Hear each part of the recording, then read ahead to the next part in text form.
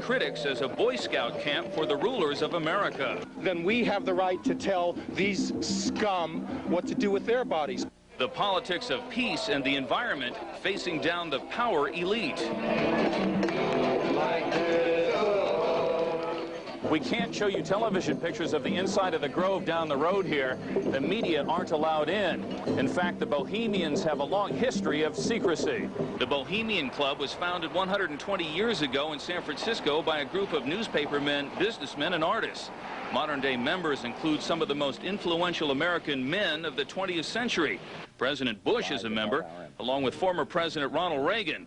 Also, past Secretaries of State George Shultz and Henry Kissinger. Yeah, I see it's really a playground for the powerful or a Boy Scout camp for the very rich. University of California professor Bill Domhoff wrote a book on the history of the exclusive club and the club's annual summer encampment at the Grove. They drink together, they hang out, they shoot the bull, they burp, they yell. And this is what it really is about. We're now blood brothers. And the Bohemians have a flair for unusual rituals. At the beginning of the encampment, they burn an effigy of care. It's a symbolic way to cast off the cares of life and the burdens they must carry. It's a time to relax, share ideas, and be waited upon. But they just get away from Washington, and they really do have a good time. By your grave, I'm sure that you're dead. But the protesters see the Bohemians as men responsible for most of the world's evils.